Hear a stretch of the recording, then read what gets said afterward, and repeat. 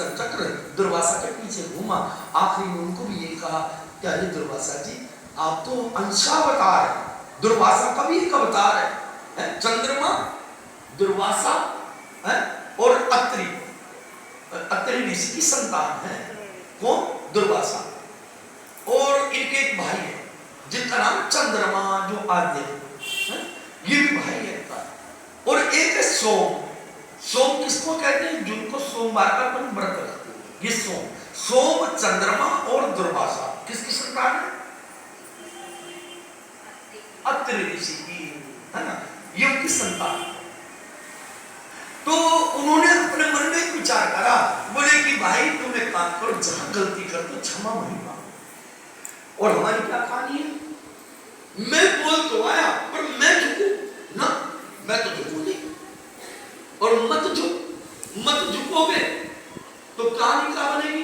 बोले कि मन मुटाव ऐसा होगा जिंदगी में मिल नहीं पाओगे। तो उन्होंने कहा कि इंद्र को जयंत अपने पिता पे पहुंच गया और पिता को पता लगा, अरे जयंत तूने ये अपराध किया। बोले तो एक काम कर। बोले पिताजी अब क्या करूं? बोले करना क्या है, ये कुशा तेरा पीछा नहीं छोड़ेगा और एक जन्म तो छोड़, जब जब तू जन्म लेगा जब जब ये कुशा तेरा पीछा नहीं छोड़ेगा। जा तू वहीं पे जा, जिनका अपराध किया, जिनके लिए तूने गलती करी, उनसे जाकर क्षमा मांग ले। तुरंत राम जी के चरणों में आकर के गिर पड़ा, प्रार्थना करी कि प्रभु मैं अज्ञानी हूँ, मैं मूर्ख हूँ, मेरे को कुछ पता नहीं है, मेरे को ज्ञान नहीं है, हे प्रभु मेरे से अपराध हुआ है, इसको क्षमा कर दो, हे प्रभु क्षमा करो। अब ऐसे ही अगर हमारे हालात हो जाए तो सामने वाला कभी हमारा दुश्मन नहीं बनेगा, नहीं बनेगा। पर विचारधारा वही है कि मैं छोटा बनना नहीं चाहता, मैं छोटा नहीं। तो उन्होंने क्या बोले, ठीक है क्षमा कर दिया, जयंत को क्षमा करा। बोले कि अब एक काम करो, जरा चित्रकूट से हम आगे चले, है ना, अब आगे की यात्रा करें। आगे की यात्रा अत्रि ऋषि के आश्रम पर हुई। और अत्रि ऋषि की पत्नी कौन है? अनुसुईया। अनुसुईया का मतलब क्या है? सुईया मतलब ईर्ष्या, है ना, अभी मैंने बताया सही। सुईया, है ना, सुईया मतलब सुईया मतलब क्या है? ईर्ष्या, बुराई। और उसके आगे सबसे पहले ए लगा दिया तो क्या हुआ? बोले बिना इच्छा का, बिना ईर्ष्या का। यहाँ पर सबके साथ में प्रेम भाव रखने वाला। और अत्रि ऋषि की जो पत्नी है अनुसुईया, ये ईर्ष्या नहीं करती, ये सबसे प्रेम करती है। और जब सबसे प्रेम करने वाला है उसी के दरवाजे पर त्रिलोकीनाथ आ जाता है। और वो तो एक नहीं तीन आ रहे, वो तो तीन आ रहे, क्योंकि प्रेम है। और प्रेम का दूसरा नाम ही भगवान है, दूसरा नाम भगवान है। प्रेम किसको कहते हैं? भगवान। जब प्रेम वहां परमात्मा है, और जहां कलह है वहां पर कुछ नहीं है, कुछ नहीं बचता। आप लोग कहते हो कलयुग में जा रहे हैं, बोले कलयुग नहीं है, ये कलयुग है, करो सो पाओ, जो करेगा सो पाएगा। कलयुग का मतलब क्या होता है? बोले जो बीत गया वो युग है। अब ये जितने भी बड़े बड़े महात्मा लोग बैठे हैं कि वो भविष्य बता रहे हैं कि अब ये आपको पता ही है, निंदा वाली बातें नहीं है, पर मैं तो ये कहूँगा कि राम ने एक ही बात कही है कि भगवान बनने की कोशिश मत करना, गुरु बनने की कोशिश मत करना, क्योंकि इनके ऊपर बड़ी जिम्मेदारियां। आज व्यक्ति हमारे दुखों का कारण तो बता देता है। आइए धीरेन्द्र ब्रह्मचारी जी हैं जो भी हैं जो बता रहे हैं, पर इसमें हमारा भविष्य बता देंगे, आगे हम क्या बनेंगे, आगे चल करके हमारे साथ क्या घटना घटेगी, बता सकते हैं क्या? या हमारे पूर्व में क्या है बता सकते हैं? नहीं बता सकते। आपको विश्वास हो तो बता सकते हैं क्या? कोई उनका भगत भी बैठा हो शायद आप लोगों में से, बता सकते हैं। भूतों ने भविष्य की, यानी कि भूत की चिंता मत करो। भूत का मतलब क्या होता है? वो पीछे तो करके आए, वो हमने देखा नहीं, देखा किसी ने पहले क्या था, मैंने किसी के साथ क्या करा, बोला हमने देखा नहीं। पूर्व में मत जाओ, है?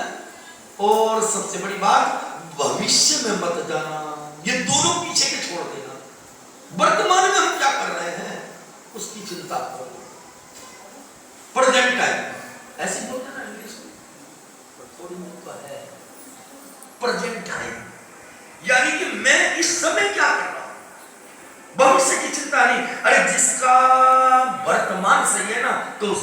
भविष्य भी सही है और उसका पूर्व भी सही है, दोनों सही। वर्तमान सुधरता है, अब वर्तमान हमारा सुधर नहीं रहा, भविष्य की चिंता करके क्या होगा, क्या होगा, तो उसमें क्या होगा, बोले जो जीवन बचा है ना ये भी हमारा बेकार हो जाएगा।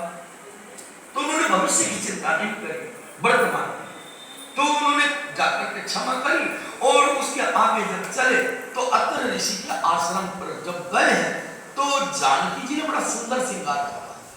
जानकी जी को अनुसुईया का संग मिला, अत्रि ऋषि ने अर्घपाद से उनका स्वागत करा और राम जी ने दंडवत चरणों में प्रणाम किया। माता अनुसुईया के और अत्रि ऋषि के ये समझ में आ गई, अत्रि ऋषि की आश्रम पर प्रेम है, इसलिए राम आए। जहां प्रेम होगा और राम को बुलाने की जरूरत नहीं, राम खुद आए, वो खुद आए। पूरा इतिहास लिखा हुआ है, जहां प्रेम वहां राम आए, पति पत्नी है। और देखो यहाँ मैंने पहले ही कल परसों शायद बताया था कि जब भी भगवान मिला है ना, किसी साधु को नहीं मिला, किसी संत को नहीं मिला, किसी भक्त को नहीं मिला, जब भी मिला वो गृहस्थी को मिला। पति पत्नी बैठे और पति पत्नी के बीच में राम आ गया, तो हम कहा जाए, हम भी तो गृहस्थ में हैं, तो हमारे तो जीवन में अब तक क्यों नहीं आया, हमारे जीवन में क्यों नहीं आया, आना चाहिए।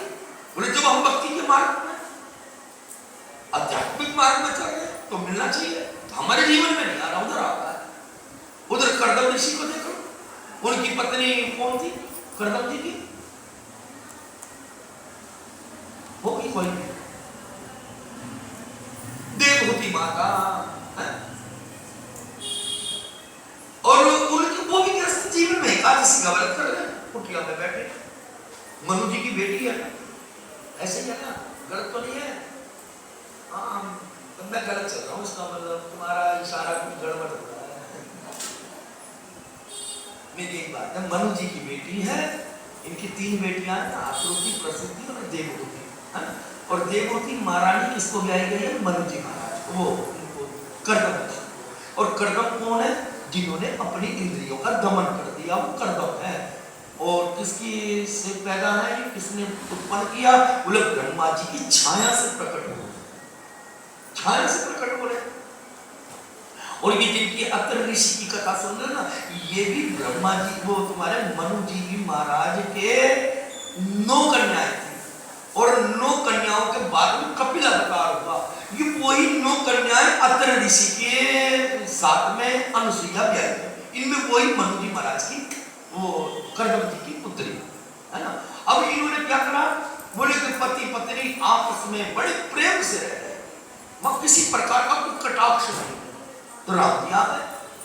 अब उन्होंने क्या करा, बोला अनुसुईया माता का संग हुआ। और संग कैसा, मैंने पहले कहा कि संग दोष से बचना, संग करे तो साधु का हो, भक्त का हो, वैष्णव का हो, इनका संग हो, दुराचारी का संग ना हो, व्यभिचारी का संग ना हो, किसी और व्यक्ति का संग ना हो। संग हो तो केवल किसका संग हो, तो केवल किसका, संत का। जब प्रेम का संग हो, तो वहां पर प्रेम के संग में अनुसुईया जी आ गई और अनुसुईया जी को प्रणाम किया, और अनुसुईया जी ने आसन पर जानकी जी को बैठाया और यहाँ पर स्त्री धर्म बताया कि तेरा श्रृंगार मैं करूं। तो अनुसुईया जी ने सबसे पहले उनको वो गहना पहनाया स्त्री को। कितने श्रृंगार है स्त्री को,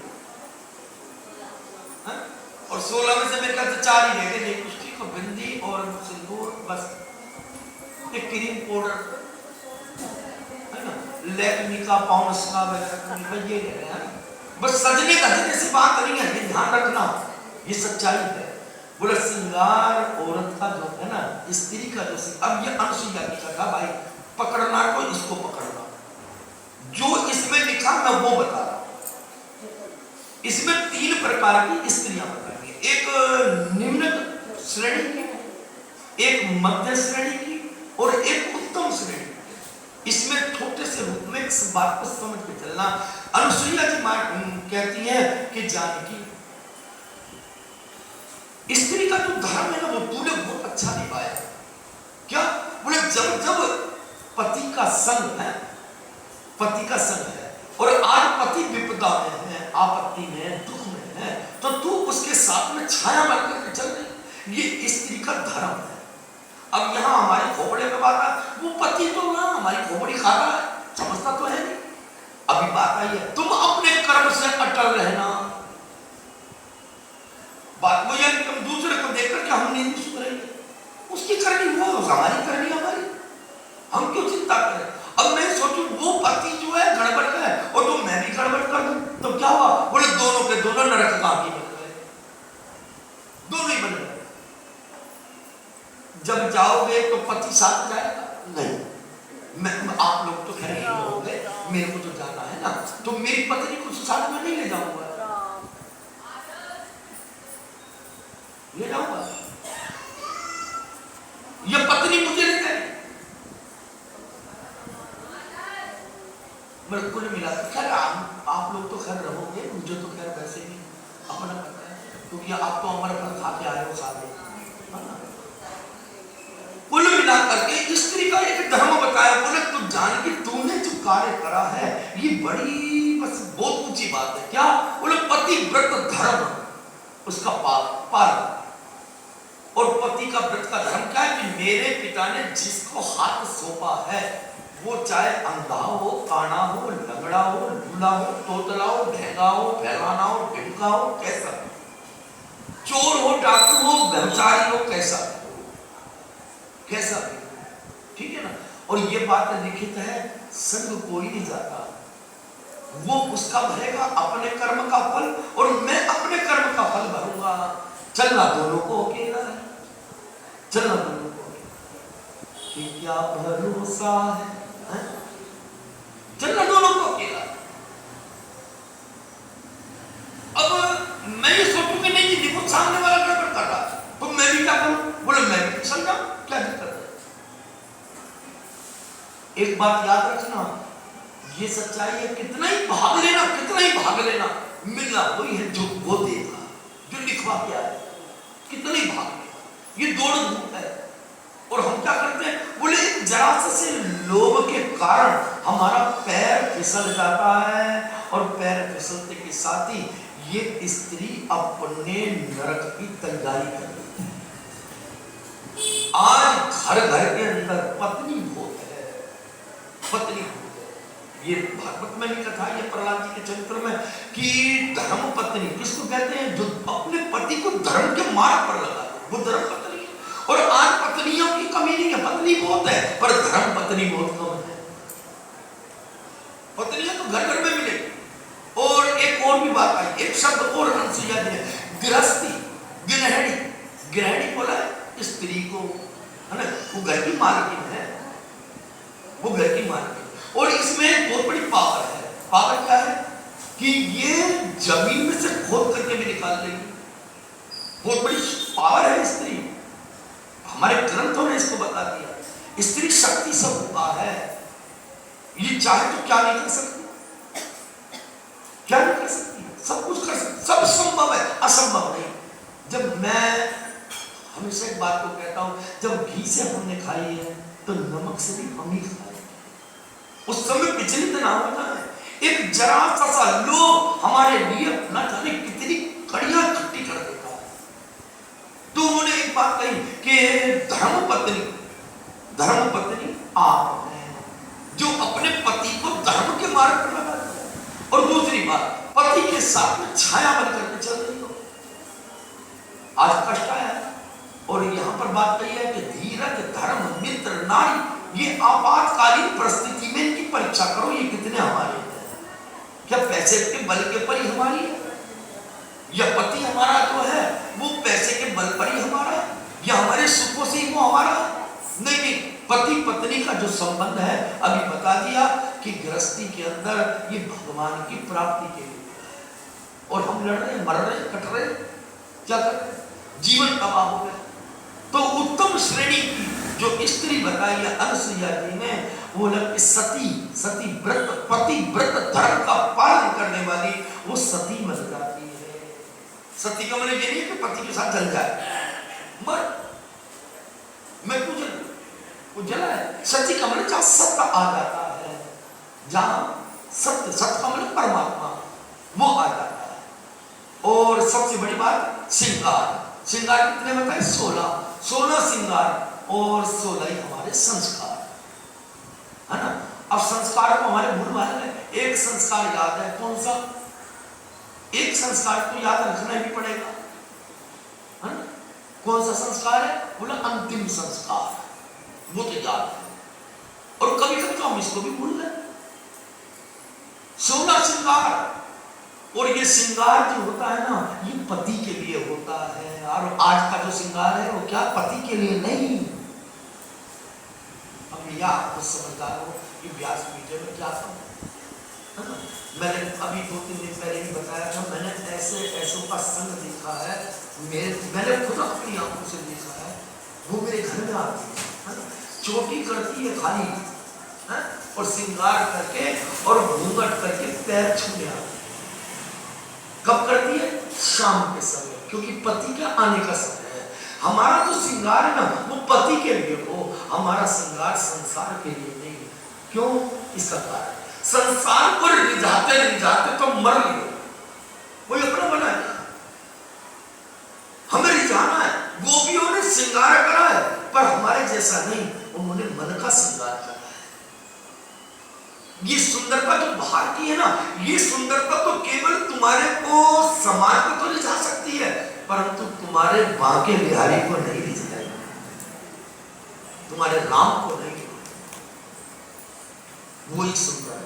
मैंने कई बार हंसियों में बात कह देता हूँ, जो सुंदर है ना, बिल्कुल ऐसी करते हैं, बिल्कुल रूपवती है ना, उसको जरा सा निहारना हो ना, तो सुबह 6 बजे उठ करके उसके घर जाओ और उसकी सुंदरता को देखो, कितनी बिल्कुल निकल के आती है। देखना कभी सामने चेहरा आ जाएगा। तो ये जो ऐसा श्रृंगार है ना, तो अनुसुईया जी कह रही है कि हे जानकी, मन के अंदर श्रृंगार हो, गोपियों का श्रृंगार। तो दूसरी एक ये उत्तम श्रेणी की है, एक मध्यम श्रेणी की है? और मध्यम श्रेणी में क्या होगा? बोले कि वो स्त्री सामने वाले को छोटा हो तो पुत्र के बराबर, और बराबरी का हो तो भाई के बराबर, और संग साथ का हो, है, बड़ा हो तो अपने पिता के बराबर। ऐसा जो सोचती है स्त्री, वो क्या? बोले मध्यम श्रेणी की है। और निम्न श्रेणी की क्या है? निम्न श्रेणी की बात आती है। अब यहाँ पर बात आती है उस चीज की कि वो अपने पति की बुराई करती है, वो ऐसा है, वो ऐसा है, वो ऐसा है ना, और वो मेरे काम का नहीं, वो मेरे मतलब का नहीं, और वो मेरे को सुख नहीं देता, और वो सुख नहीं देता तो मैं क्या करूं? बोले मैं बाहर जाऊं, और बाहर जाकर के जो स्त्री अपने पति के अलावा पर पुरुष का संग जो करती है, अनुसुईया जी कहती हैं कि वो स्त्री आगे कभी भी जन्म लेकर के जब आएगी तो भरी जवानी में विधवा बन करके आएगी। ये अनुसुईया जी की सोच है, वो विधवा हो जाएगी। और कब? बोले भरी जवानी में। इस तरीके से उन्होंने स्त्री धर्म का पालन करने के लिए बहुत चीजें बताई, तो उस समय नहीं, बहुत चीजें बताई। अनुसुईया जी ने ऐसा रहस्य स्त्री का बताया है कि स्त्री शक्ति स्वरूपा है। हर परिस्थिति में वो मुकाबला करने वाली है, हर परिस्थिति के अंदर वो जीना जानती है, हर परिस्थिति के अंदर क्या बोला, जो पति जो होता है ना आदमी, ये हिम्मत तोड़ जाएगा, परंतु पत्नी नहीं तोड़ेगी, पत्नी नहीं, है ना, पत्नी। पर आज का एक युग है, और युग के अनुसार अब जैसे मैं काम करता हूँ, जैसे इंसान होगा वैसे भगवान होगा। बोले तुम नहीं सुधरे तो मैं क्या करूं? तो हमारे को भी क्या है? बोले कि अब हमारी एक मजबूरियां चलती है, और मजबूरियों में क्या है? मजबूरी में क्या है? ये समाज हमको जीने नहीं देता, और ये समाज के कारण क्या हुआ? बोला हमारा पैर फिसल गया। वो आज मैं कई बार कहता हूँ, ये रामायण भी कह रही है किसी बात को, कि एक अमीर व्यक्ति अगर एक गरीब को पकड़ के चल ले तो क्या संसार में गरीबी रहेगी?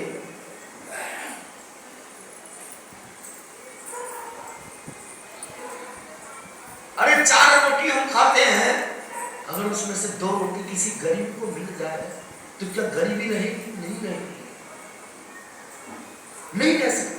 अरे सुखों में हम भी तो जीना सीखते हैं ना, चाहते हैं हमारे को सुख मिले, तो वो भी तो सोचता है कि मेरे को सुख मिले, उसको सुख देना चालू कर दो, तो क्या वो अलग हो जाएगा?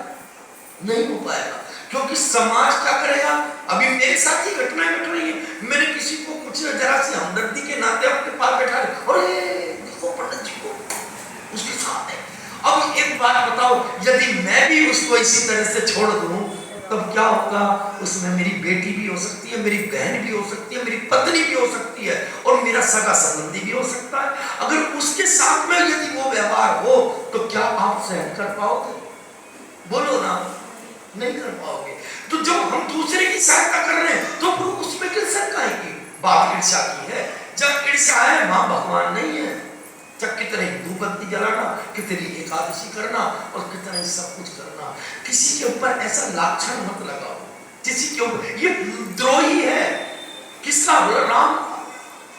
अब मैं किसी की सहायता कर रहा हूं बेटी समझ के, और आप लोग क्या समझ रहे हो? बोला पंडित देखो मेरी क्या प्रभु है, मैं आज भी मैंने कहीं कोई बात सुनी, धिक्कार ऐसे जीवन पर। क्यों? क्योंकि हम अपनी सोच से ही नीचे गिर रहे हैं, हमें कोई गिरा नहीं रहा, हमें कोई गिरा नहीं रहा। फर्ज करो मैं कहीं चला जाता हूं और पत्नी झूठे बर्तन मांज करके वो अपने गुजारा कर रही है ना, और सबकी निगाह में एक बात आएगी, क्या इसका समय था, आज क्या हो गया है? ये तो हम दुहाइयां दे सकते हैं, परंतु उसका सहायक कोई नहीं बनेगा, कोई नहीं बनेगा। आखिरी में एक ही आवाज निकलेगी कि प्रभु अब नहीं है सहारा किसी और का। ये कीचड़ उठाना छोड़ दो, राम बन जाएगा। अब नहीं है सहारा किसी और का,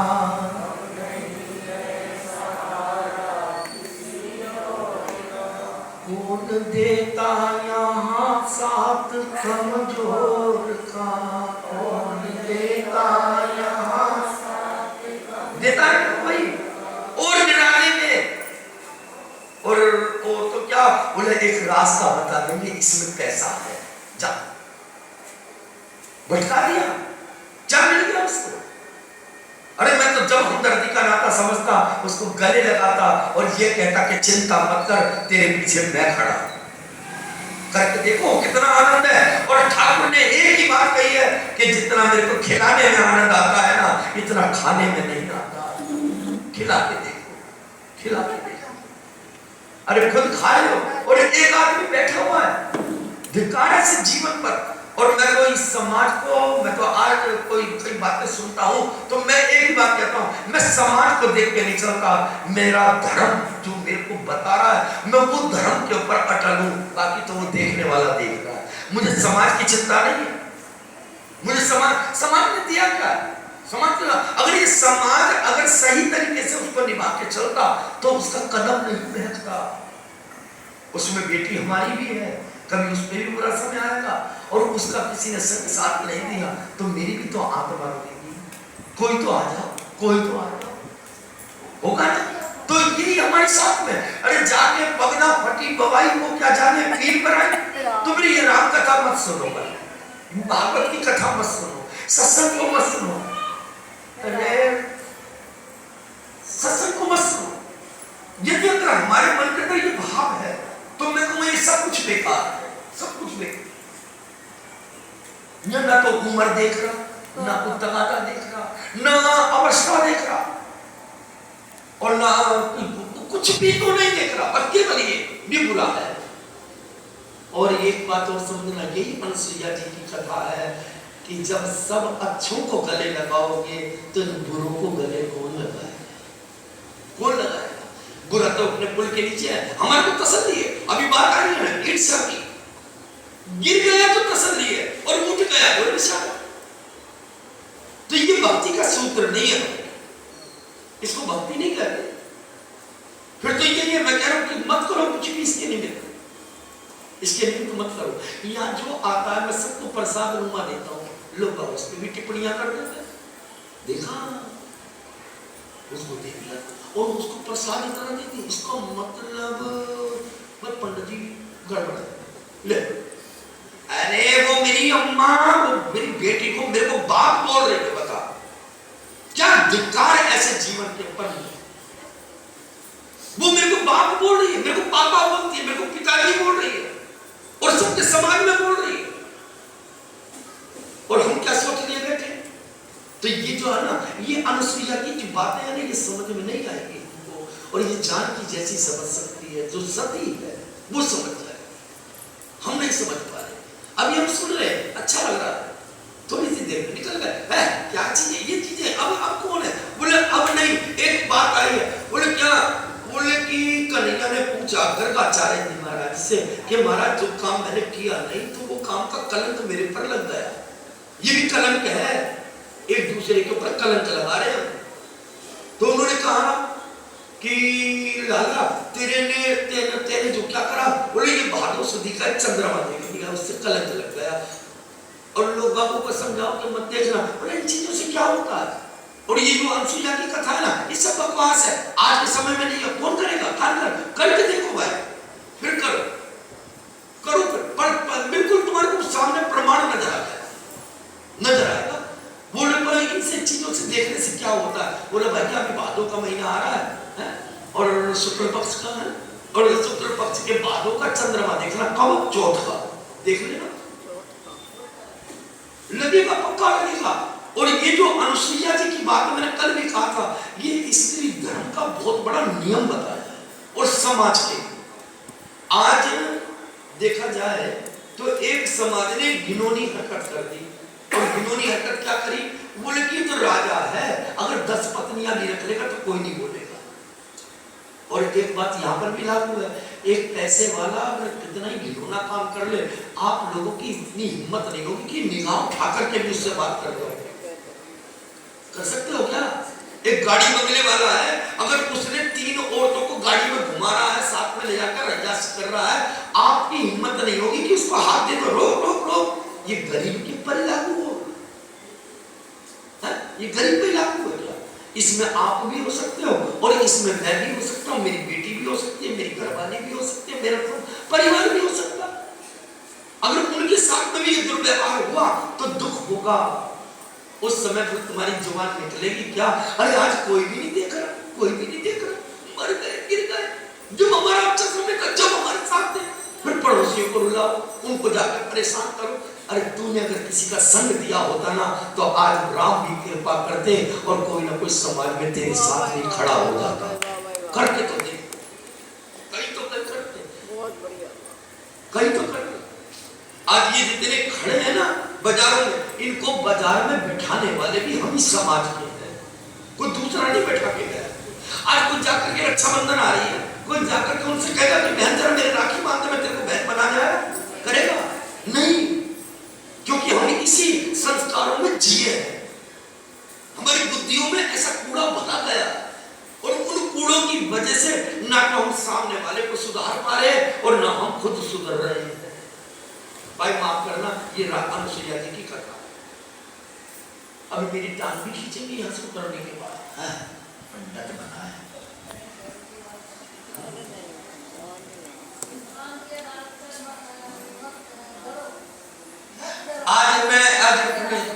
आज उस बात को मत कहो। आज ये मेरे 26-27 साल हो गए और मेरे को लग रहा है 30 साल तो गुजर चुके हैं, इतना मुझे याद है। एक जगह मेरा आज का ही संग नहीं, और मंदिर में बैठूं तो भाई स्त्रियों का संग रहेगा, कोई आदमी तो आएगा नहीं मेरे पास, सीधी सी बात है। खुली किताबें हैं, औरत ही तो ज्यादा आती है मंदिरों में, आदमी तो बहुत कम आएगा। आज एक स्पष्टीकरण कर रहा हूं, समझ। और ये भी अच्छा है, माता सामने बैठी है, आगे बैठी है, और मेरा संग आज का ही नहीं है जो ये जितनी बैठी है, और सच्चाई ये गवाह है मेरी, हो ना। और ये संख्या तो कुछ भी नहीं है, इससे चौगुनी संख्या, चौगुनी। और मेरे ख्याल से एक सत्संग में मेरे ख्याल कम से कम 100 से तो नीचे होता ही नहीं थी औरतें। और उन्हीं स्त्रियों में मैं अकेला खड़ा था और मुझे आज भी वो दिन याद है, इन्हीं के यहाँ वो सत्संग था दोपहर में 2 बजे से 5 बजे तक। और उन बातों को आज मेरे ख्याल 20 साल गुजर चुके हैं, ज्यादा ही होता है।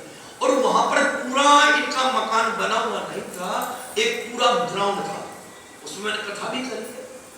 और तकरीबन स्त्रियों का संग ज्यादा रहा, पूरा मामला।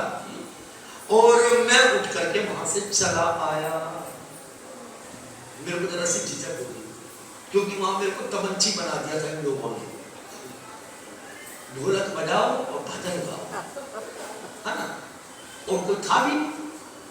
और मैं जैसे निकल के आया, इन्हीं के यहाँ सत्संग था वो, और मैं जब निकल के आया तो मैं सही बताऊंगा, ये मेरा सौभाग्य है। मेरे पीछे पीछे भाभी जी आई थी और ये आई थी, अपनी गली के नुक्कड़ पे मेरे को पकड़ लिया। आज मैं सही बताऊं तो मेरी आंखें भर आती हैं इस बात को सुनकर के, ये कोई परमात्मा की कृपा ही बनती है। इन्होंने कहा कि गणेश भाई कैसे उठ के आए? मैं बोला कि मेरे को झिझक होती है, मैं कैसे बैठूं, सारी उठते आज अपना नहीं कहेगा, समाज नहीं कहेगा, पर मैं कहूंगा कि ठाकुर जी कृपा करें। बस इन्होंने ही आकर के एक बात कही थी कि कृष्ण भी गोपियों में अकेला था।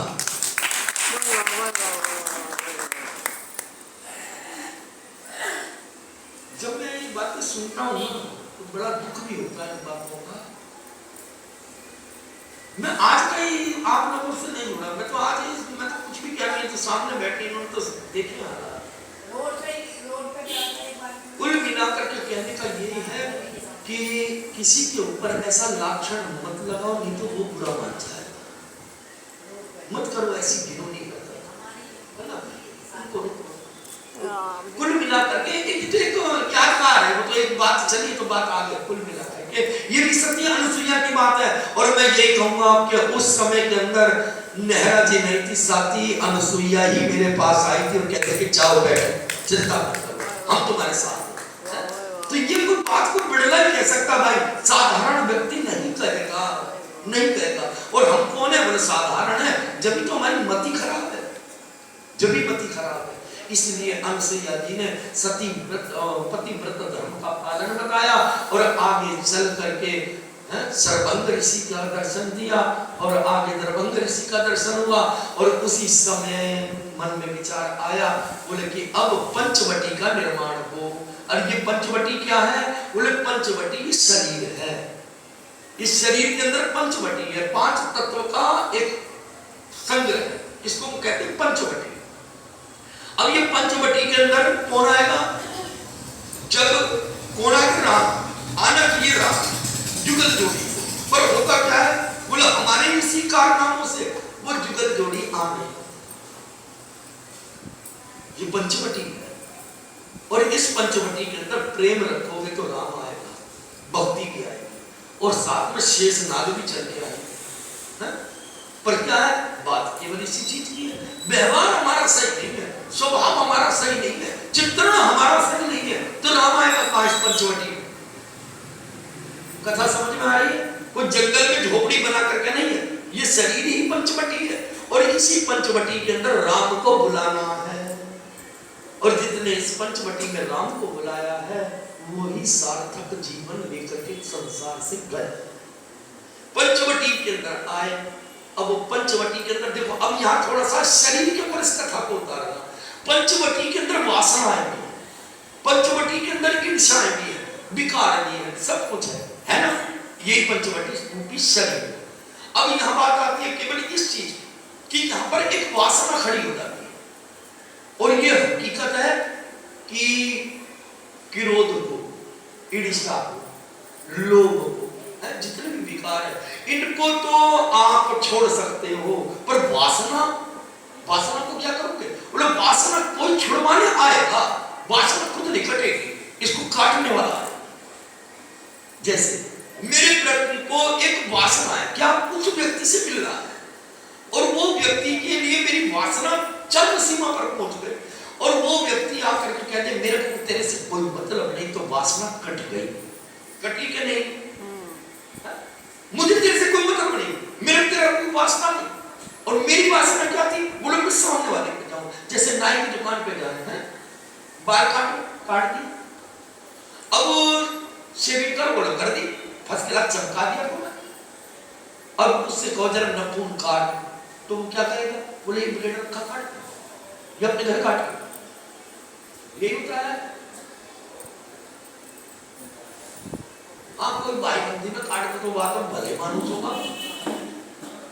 अब यहाँ पर क्या हुआ? बोले कि ये जो वासना है ना, ये जो नखून, ये वासना है, और इन वासना को खुद को ही काटना पड़ेगा, कोई काटने नहीं आएगा, खुद को काटना पड़ेगा। पर कब? बोले जब सामने वाला हम पर हावी हो जाए। इसलिए इसी के अंदर, इसी पंचवटी में एक वासना आ रही है। वासना कौन है? शूर्पणखा। कहां आ रही? पंचवटी में। इसका टॉपिक मैं जल्दी जल्दी चलाऊं क्योंकि फिर आप लोगों का भी समय हो जाएगा, क्योंकि आप बहुत जल्दी आ जाते हो। उसके अंदर क्या है, सारा काम समय तो हमारा चाय पीने में लग जाता है, उस समय आप बहुत जल्दी आ जाते। दिक्कत ये जल्दी आते हो ना आप, ये आपका बहुत बड़ा उपकार है। न मैं एक बात अच्छी बात है, 2 घंटे का राम का नाम लेना कैसे भी ले लो, कभी भी कैसे भी, है ना। तो वासना जो आई शरीर के अंदर, और वासना ने क्या करा? एक आक्रमण करा। और आक्रमण क्या करा? बोला मैं अब इस वासना के अंदर बैठ गया, शरीर में आ गया। अब उसका प्रमाण क्या निकलेगा? परिणाम क्या निकलेगा? उसका परिणाम ये निकलेगा, वो वासनाओं के घेरे में घिर जाएगा। और यदि कोई समझदार होगा तो इस वासना को शरीर में आने ही नहीं देगा, आने नहीं देगा। राम जी के पास आई और बड़ा सुंदर शब्द कहा कि राम, आज इस संसार, देखो चौपाइयां तो बहुत है, पर मैं चौपाइयां ही नहीं गाता क्योंकि न संस्कृत में पढ़ रहा, क्योंकि ये चीजें समझ में नहीं आई। मैं बकबक करता तो रहूंगा, है ना। शूर्पणखा रावण कर जाएगी, अब मैं इसके अंदर निकालता हूं, पर हमको केवल अर्थ पड़ जाता। ये कारण क्या? अब कारण की बात है, ये शूर्पणखा का आना क्यों हुआ? आना क्यों हुआ? ये भी एक परीक्षा है। विश्वामित्र, इनकी तो समाधि हिल गई, आसन हिल गया। किसने हिला दिया? एक स्त्री ने आकर। अब यहां पर वासना घुस गई, और जब वासना घुसी तो उन्होंने क्या कर लिया? परले बच गया। राम जी से एक बात कही, अच्छी बात। देखो मैं कह रहा हूं, एक रास्ता एक ही है, मंजिल एक है। रास्ता हमारा एक ही है, मंजिल हमारी एक है ना। अब यहाँ पर क्या हुआ? रास्ते अनेक बना दिए, कोई इधर से जा रहा है, कोई इधर से जा रहा है, कोई इधर जा रहा है। इसी मंजिल के लिए विभीषण भी चला है, और इसी मंजिल पर शूर्पणखा भी चली है, पर रास्ता अलग है। समझ में आ रही है बात? मंजिल एक है, रास्ते अलग हो गए, और वही हमारी दशा है। बोलो मंजिल तो एक है, पर रास्ते अलग अलग हो गए। कोई कैसे बज रहा, कोई कैसे कर रहा, कोई कैसे कर रहा, कोई कैसे कर रहा। मंजिल एक है, जाना वही है, पहुंचना वही है, और सबसे बड़ा प्लेटफार्म हमारा वही है, और उसी प्लेटफार्म पर हमको जाना, पर रास्ते अलग क्यों है? उन्होंने एक बात कही कि राम जी, आज इस संसार में आपके समान कोई पुरुष नहीं, और मेरे समान कोई नारी नहीं। ऐसे चौपाई जाए, तुम सम पुरुष नमो सम नारी, तुम्हारे समान कोई पुरुष नहीं और मेरे समान कोई नारी नहीं। तो गलत नहीं बोला भाई। शूर्पणखा है, वासना भी भगवान के आगे सुधर गई। और जब जब ये वासना की आंधी चले ना, तो एक काम कर रहे ना, एक काम करना। मैंने एक बात बताई थी ना, वो विवेकानंद की पहले बीच में बताई थी। फर्क इतना ही है, भाग तुम भी रहे और भाग मैं भी रहा हूं। फर्क इतना है कि तुम बाहर भाग रहे हो और मैं भीतर भाग। ये जो शूर्पणखा की कथा, ये गलत नहीं है, अच्छी है। और शूर्पणखा कोई गलत नहीं है। सोच समझ कर निर्णय लिया कि प्रभु आपके समान पुरुष नहीं और मेरे समान कोई नारी नहीं। और यकीन करके मानना, ऐसे अपनी बुद्धि में भी हम बैठा ले, ये जितने भी कथा सुन रहे हो ना, सच्चाई तो यही है कि तुम्हारे समान कोई नारी नहीं और इस रामायण के समान कोई पुरुष नहीं। क्यों? इसका कारण बोला आमने सामने बैठे हो, किसके? राम के। और कोई बैठेगा क्या?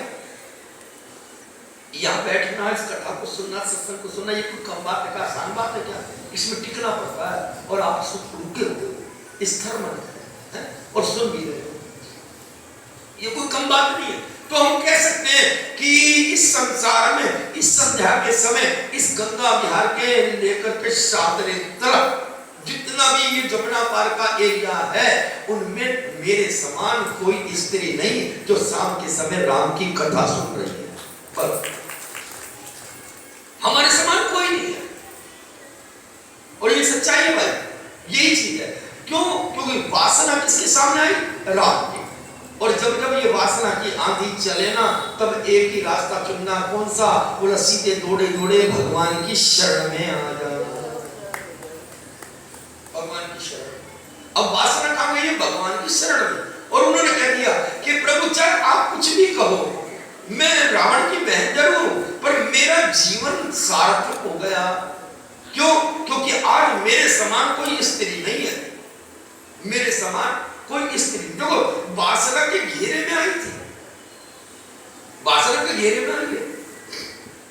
और सबसे बड़ी बात कि उसने संसार के आगे नहीं कहा कि तू मेरा पति बन। मैंने एक बात हमेशा कह रही, सती अनुसुईया की कथा में है, बहुत लंबी गाथा है इसकी। तो उन्होंने एक बात कही है कि सुख मिलेगा जीवन में तो एक ही से ही मिल जाएगा। सुख मिलेगा तो केवल एक से मिलेगा, जिसने पिता ने हाथ में हाथ दिया है। और सुख जीवन में नहीं है तो जगह जगह घूम लेना, कहीं नहीं मिल सकता, कहीं।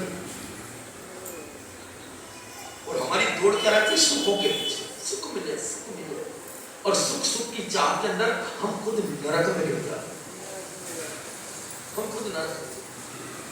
तो इनने क्या कहा? बोला वासना आई और उन्होंने कहा कि तुम मेरे पति बन जाओ। तो गलत बात नहीं है, और ये गोपियों की भी बात है कि आत्मा का जो पति है वो तो केवल आप हैं। घर में जो बैठा है ना, वो शरीर का पति हो सकता है पर आत्मा का नहीं। आत्मा का पति केवल राम है। और चंद्रप्रभा ने क्या किया? बोले आपके समान कोई नहीं जो मेरी निगाह में। मैंने सोच समझ कर निर्णय लिया है, और क्या कि आप मेरा वर्ण करो, आप मेरे से विवाह कर लो। राम जी ने कह दिया ठीक है मैं करूंगा, पर अभी नहीं, क्योंकि ये मर्यादा की लीला है। आगे चल के समय आएगा फिर मैं तेरे को अपनी अर्धांगिनी बनाऊंगा, वचन है मेरा। पर फिलहाल तू लखनलाल जी पे जा। लखनलाल पे गए तो उन्होंने क्या कहा? ये तो सबने कथा सुनी हुई है। लखनलाल जी के पास जाने का मतलब क्या है? बोले एक शेषनाग पड़ गए जो क्रोध में है, और क्रोधी के पास में वासना भी नहीं रुकती, वो रुकेगी। उन्होंने कहा तुम मेरा वर्ण कर लो। बोले देखो वो राजा है, वो सामने तो खड़ा है ना, सांवला सलोना बैजंती माला पहने, और ये जो है ना ये राजा है। और राजा क्या करेगा? बोले राजा अगर 10 भी कर लेगा ना, उसे दुनिया कोई नहीं करेगी, और मैं तो छोटा सा दास नौकर। अगर मैंने तुम्हारा वर्ण कर लिया तो एक मेरे घर में बैठी है, उर्मिला बैठी है ना वहां, और मैंने तुम्हारा वर्ण कर लिया तो ये समाज मेरे को जीने नहीं देगा, क्योंकि मैं नीचे टपके का आदमी हूं, नौकर हूं, गरीब हूं, और मैं इनकी सेवा करता हूं। वो राजा है, वो उसको कोई कुछ नहीं करे, तुम उन पर जाओ।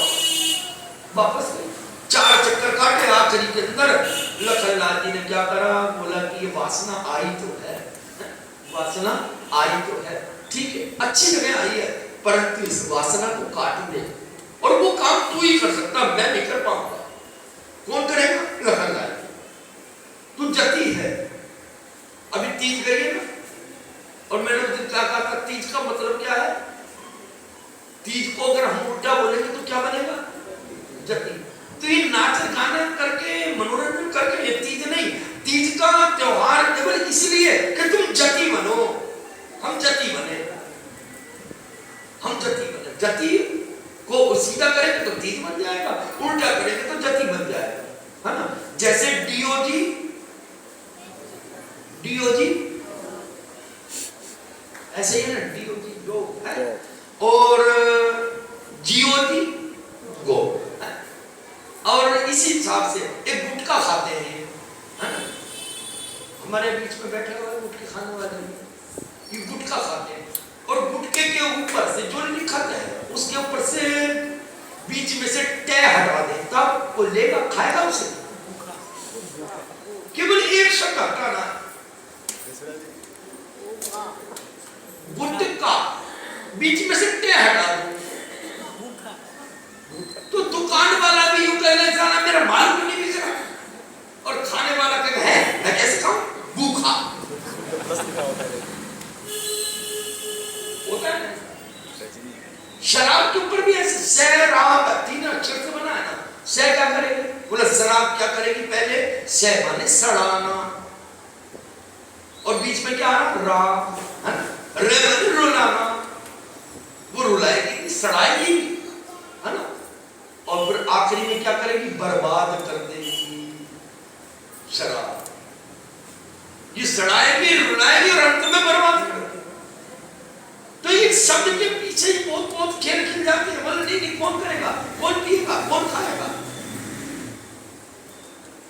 इसी प्रकार से राम जी ने इशारा करा, अरे लखनलाल तू ही कर सकता है इसका, क्या करे, बोला कि इस वासना को काट, तो नाक नहीं काटी है, समझ के चलना।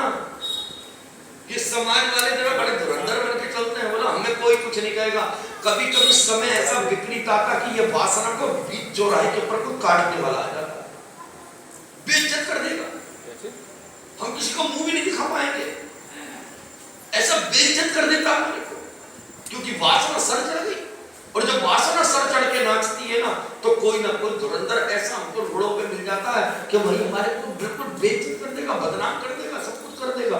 परंतु राम जी ने कहा कि वासना तो है पर आई सही जगह पर है, ये लखनलाल तो इस वासना को काट, तो वासना को काटा, किसी की नाक कान नहीं काटे। ये लोग कहते हैं नाक काट दी, नट्टी बन गई, फलाना हो गया, टिमका हो गया, ये हो गया, वासना को काटेगी, पर किसके शरण में, बोले कि संसार ना काटे, संसार काटे उससे पहले पहले मेरा राम मेरी इस वासना को काट दे, मेरे राम इस वासना को काट दे। इसलिए कहा है कि सत्संग में चलेंगे तो ये दुर्बुद्धि नहीं आएगी, दुर्बुद्धि आएगी। अब क्या हुआ, बोले शूर्पणखा को क्यों, यानी कि वासना को काटा, अब वो वासना अपने भाई के पास जाती है और भाई से कहती है कि मेरे को काट दिया।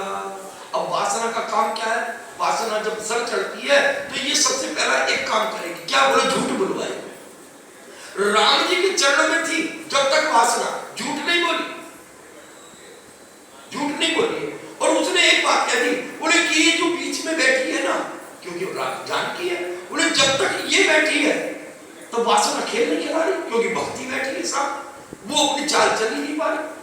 तो उन्होंने क्या करा, बोले वासना जब तक भगवान के पास रही वो झूठ नहीं बोली, और जब भगवान से पीछे हट गई तो भाई आ गया सामने, समाज आ गया सामने, कुटुंब कबीला सामने आ गया, तो वही वासना झूठ बोलती है, भैया मैं वन में घूमने गई थी, 1-2 मन चले मिल गए, उन्होंने मेरी ये तो ऐसा कर दी, बैर बढ़ गया, बैर बढ़ गया। आज भी यही खेल संसार में हो रहा है, वासना झूठ बोलती है, और वासना जो झूठ बोल करके एक दूसरे को भिड़वा देती है ना। अब क्या हो गया, बोले रावण को क्रोध आया, बोले मेरी बहन और उसकी ये दशा, चलो हम देखते हैं। उन्होंने क्या करा, बोले मारीच को भेज दिया, सुबाहु को भेज दिया, खरदूषण को भेज दिया, खरदूषण गए और खरदूषण मारे गए, रावण को अकल आ गई, बोले खरदूषण मारा गया, और खरदूषण कौन है, बोले एक पहचान है, खरदूषण रावण के सहभागी है, और खरदूषण को मारने के लिए स्वयं नारायण को ही आना पड़ेगा, क्योंकि इतना बलशाली है, ये दोनों भाई बलशाली है। और रावण ने सबसे पहले इन्हीं को भेजा, बोले जाओ, और गए राम के हाथों मारे गए, और जब मारे गए तब क्या हुआ, रावण को अकल आ गई। रावण ने अपने मन में एकांत में, देखो किसी समाज के बीच में नहीं, एकांत में मन में विचार करा। और मन में विचार क्या करा? बोले जब कहते कि भक्ति को दिखाना नहीं, रावण तो दुश्मनाई भी छुपाता है, हम भक्ति को दिखाते। देखो इतना लंबा तिलक है और माला 24 घंटे चलते दुनिया में। अरे एक जगह बैठ के कर लेना, एक जगह बैठ के कर लो। रावण कहता मैं दुश्मनी भी करूं तो वो भी इसका दिखावा ना हो। एकांत में गए और एकांत में विचार करा और मन ही मन राम जी को प्रणाम करा। मेरे इष्ट देव, मेरे नारायण, इसका मतलब अवतार पृथ्वी पर हो गया है। क्यों? क्योंकि खरदूषण मारे गए। खरदूषण ना मरते तो रावण को नहीं पता लगता नारायण का अवतार हुआ। ये खरदूषण जो है ना, इनका वध होने के बाद ही रावण को अकल आई है। और अब क्या करा? बोले कि नारायण आ गए पर मेरी क्षमता नहीं कि मैं भक्ति के मार्ग से इनको पाऊं। बोले मैं वैर भाव से इनको पाऊंगा। अब शुरुआत होती है सीधी पंचवटी, और पंचवटी के अंदर भक्ति बैठी है और रावण चाहता है कि ये भक्ति मेरे पास आ जाए। आगे की कथा मैं कल आपको विस्तार से कोशिश करूंगा सुनाने की, क्योंकि राम कथा मुझे नहीं आती है। मैं बार बार कह रहा हूं, मेरी हंसी मत उड़ाना, क्योंकि मैंने पढ़ी नहीं है। और ये सच्चाई बता रहा हूँ, आप वैसी बात मत समझना, ये मेरा पहला चांस है और मैंने आज तक राम कथा का भागवत का पन्ना भी नहीं पढ़ा है ना। और ठाकुर जी कृपा कर रहे हैं, भगवान ऐसी कृपा करे ये 9 दिन और राम जी जरा सा मुझे झेल लेना, बोलते रहना बस।